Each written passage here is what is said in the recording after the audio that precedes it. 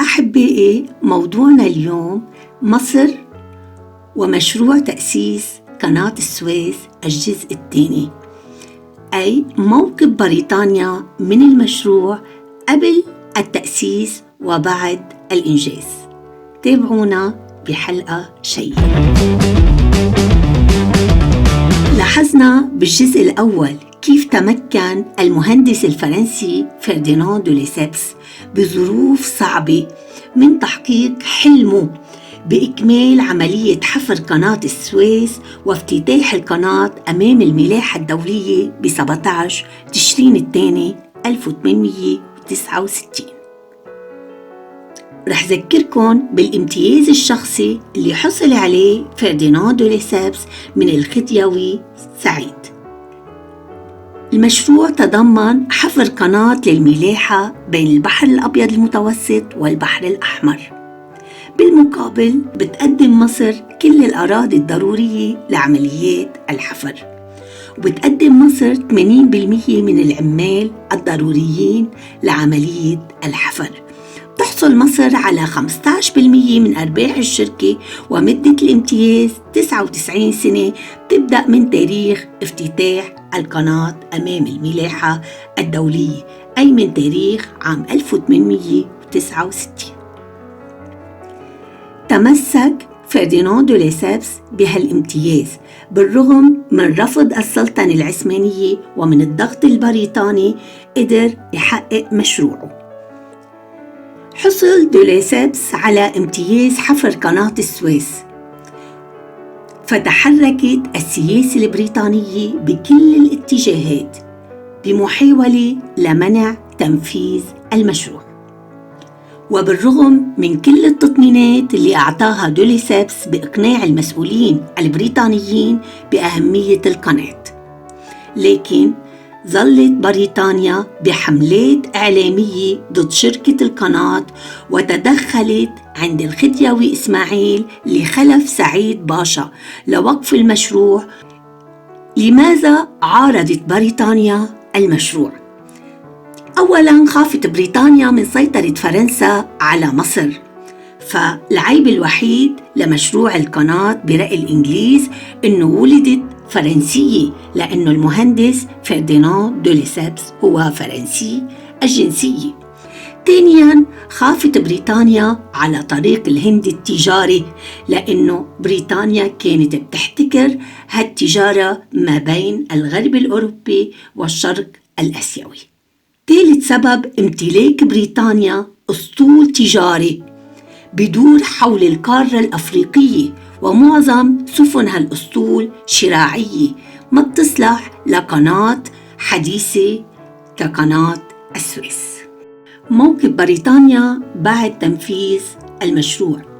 بعد أن أصبحت قناة السويس حقيقة واقعة، وبعد أن لمس الإنجليز مدى أهمية القناة بالنسبة لمصالحهم، خاصة باختصار الوقت والمسافة وتوفير المال، تبدل الموقف البريطاني.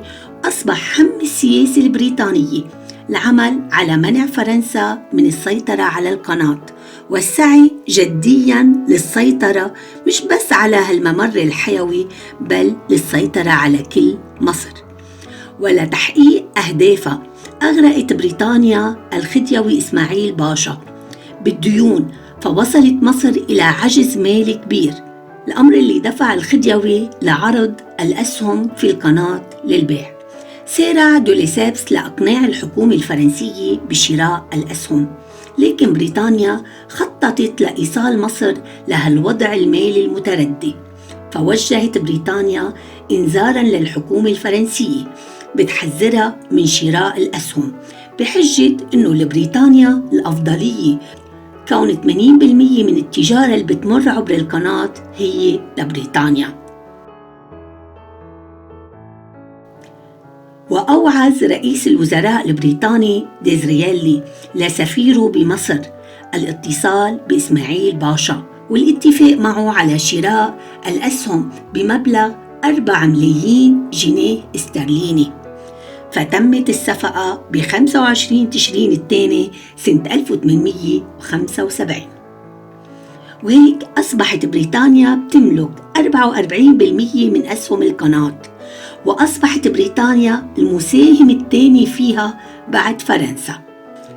استمرت مصاعب مصر المالية رغم بيع حصتها بشركة قناة السويس، وسنة 1876 تجاوزت ديون مصر 100 مليون جنيه، معظمها لبريطانيا وفرنسا، وعجزت الخزينة المصرية عن دفع الديون المستحقة، فوجدت بريطانيا وفرنسا بهالأمر فرصة ذهبية لوضع مصر تحت مراقبتهم، فعينوا لجنة للإشراف على أوضاع مصر المالية.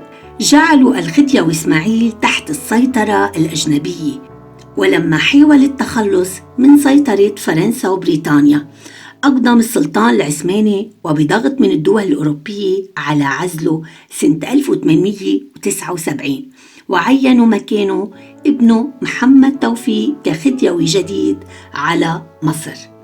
بعهد الخديوي محمد توفيق ازدادت الأوضاع تدهور، فساهم الأمر بقيام ثورة بقيادة أحمد عرابي. سمحت هالثورة لبريطانيا باحتلال مصر سنة 1882. إذ استغلت بريطانيا حركة أحمد عرابي تتحقق حلم القاضي بالسيطرة على مصر، فاتهمت عرابي بأنه خائن ومتمرد على السلطان وبشكل خطر على الأجانب وبيهدد الملاحة بقناة السويس. وحصلت من الخديوي محمد توفيق على تفويض بيسمح للقوات البريطانية العمل باسم الحكومة البريطانية بمنطقة القناة، وبموجب التفويض طلبت من أسطولة احتلال ما يراه مناسب بمنطقة القناة، فأرسلت حملة عسكرية لمصر ب 13 أيلول سنة 1882، ووقعت معركة التل الكبير اللي انتصر فيها البريطانيين على ثورة أحمد عرابي، فألقي القبض على أحمد عرابي وعدد من رفاقه، وتمت محاكمتهم ونفيهم لجزيرة سيلان، واحتلت بريطانيا مصر باسم السلطان العثماني.